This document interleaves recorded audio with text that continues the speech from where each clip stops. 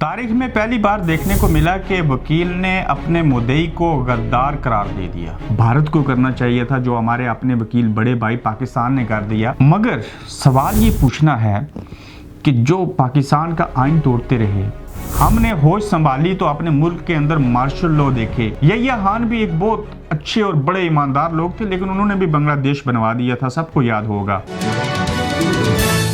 अस्सलाम वालेकुम, आप देख रहे हैं गोरखधंधा। अबरार कुरैशी आपसे महातब हूँ। लाहौर हाई कोर्ट के अंदर एक नामालूम शख्स ने वज़ीर-ए-आज़म आज़ाद कश्मीर को, जिनका नाम राजा मोहम्मद फ़ारूक हैदर खान है, एक एप्लीकेशन दी और उसमें ये कहा गया कि वज़ीर-ए-आज़म आज़ाद कश्मीर जो हैं वो गद्दार हैं। ये कहानी शुरू कहाँ से हुई? एक APC बनी जिसका इजलास जो था वो वीडियो लिंक के ज़रिए हुआ। कुछ लोग बैरून मुल्क एग्ज़ाइल में थे, कुछ लोग कोविड की वजह से न जा सके तो घरों में बैठे एक APC हुई। उस APC के अंदर बहुत कुछ चीज़ें हुई। APC के बाद हैरानगी इस बात के ऊपर हुई कि जो लोग मुल्ज़म नहीं मुजरिम हैं, जिनका नाम नवाज शरीफ है, उस शख्स को आपने मुजरिम होते हुए जेल से घर भेजा और घर से लंदन भेजा इलाज के असूल के लिए। और फिर उसी शख्स को जो मुजरिम है उनकी 1 घंटा 4 मिनट की तकरीर आपने टेलीविज़न के ऊपर दिखाई। फिर 54 मिनट की तकरीर आपने टेलीविज़न के ऊपर दिखाई। पूरे तरीके से उनको बयान करने दिया और उस बयानिए के ज़रिए तकरीर 23 करोड़ आवाम को दिखाने के बाद पाकिस्तान के तमाम TV चैनल्स के ऊपर, और वो भी बराह रास्त, उनको ट्रैप किया।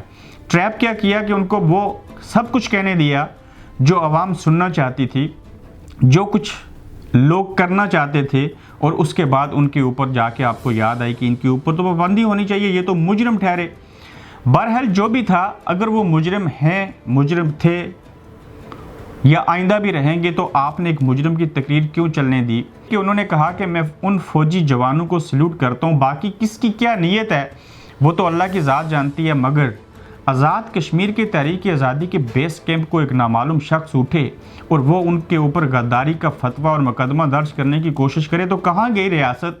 कहाँ गए कानून नाफिज करने वाले इदारे? कहाँ गए रियासत के सरबराहान? क्या उन्हें कोई पूछने वाला शख्स नहीं है? क्या किसी के अंदर ये जुर्रत नहीं कि आप ये किस तरह का खिलवाड़ कर रहे हैं? और कश्मीर एक मुतनाज़ा इलाका जिसके तहरीक आज़ादी के बेस कैंप का एक वज़ीर-ए-आज़म है, और उसके ऊपर ये एलिगेशन लगा कि वो भी उस बयानिए में शामिल है जो लोग गद्दारी के ज़मरे में आते हैं। तो अगर ये गद्दारी ही है तो मुझे एक सवाल आपसे पूछना है। मैं सबसे बड़ा माइती हूँ फ़ौज का, हमारे कबीले के बहुत ज़्यादा लोग हैं उसके अंदर, हमारे कितने दोस्त शहीद हो चुके, कितनी माओं के बेटे जो एक था वो भी चला गया, वो हैं तो आज हम सुकून की नींद सो सकते हैं, वो हैं तो हमारा मुल्क कायम है। मगर सवाल ये पूछना है कि जो पाकिस्तान का आइन तोड़ते रहे, हमने होश संभाली तो अपने मुल्क के अंदर मार्शल लॉ देखे।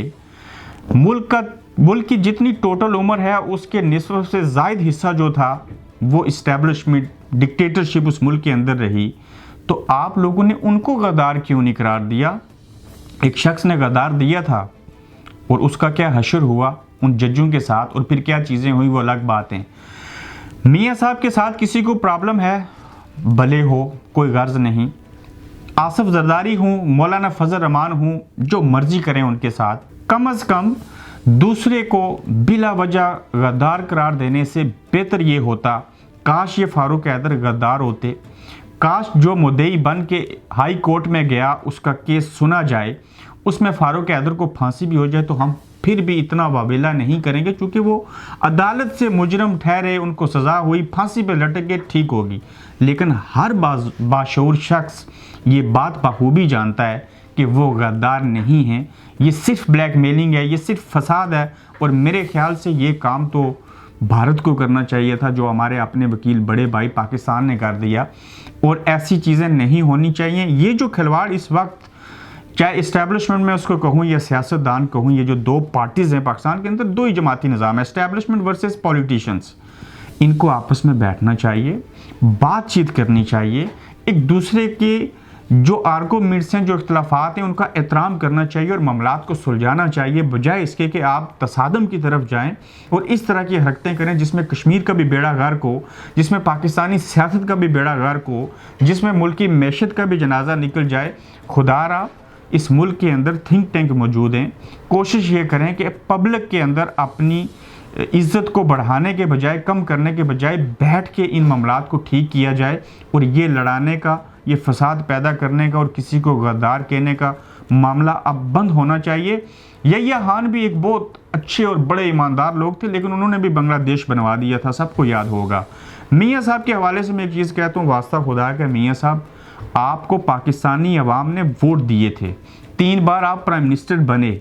आपको वोट इसलिए दिए थे कि कोई गुम हुआ मसाइल मिले या नया बनाना पड़े तो वो आप बनाएं। ये कौम के ऊपर आपने एहसान नहीं किया, ये आपकी जिम्मेदारी थी। उस जगह के ऊपर मैं या मेरा कोई दोस्त या कोई भी शख्स प्राइम मिनिस्टर होता तो उसने ये मसाइल बनाने थे। ये आपको क्रेडिट नहीं जाता किसी सूरत। और कुछ ऐसी चीज़ें जो राज में रहनी चाहिए उनको राज में रखिए। और पाकिस्तान आर्मी या किसी भी मुल्क की जो आर्मी होती है वो सिर्फ मुहाफ़िज़ नहीं होती सरहदों की ही, वो सिर्फ गोली चलाने का काम नहीं है उनका काम ये भी है मसाइल बनाना, उनका काम ये भी है टेक्नोलॉजी की चीज़ें इस तरह की बनानी, मोबाइल हो, लैपटॉप हो, दुनिया को देखें वो किस किस तरह की चीज़ें बनाती हैं आर्मीज़। उनको जो पैसे मिलते हैं वो सिर्फ एक काम नहीं करते। और खुदारा बिला वजह पॉइंट स्कोरिंग करने के बजाय और बाज़ राजों से पर्दा उठाने के बजाय उसको फ़र्ज़ था आपका जो आपने किया, और आप इन चीज़ों को कैश नहीं करवाएं। आप के साथ जो कुछ हुआ, जैसे कैसे हुआ, यहाँ बैठे हैं। अगर इतनी ही हिम्मत है इलाज करवाएं, जाएं पाकिस्तान में वापस। इतना जमहूरियत का अगर राग अलांपते हैं आप तो वहाँ जाके फेस करें, लग पता जाएगा कौन किधर और क्या चीज़ें हैं।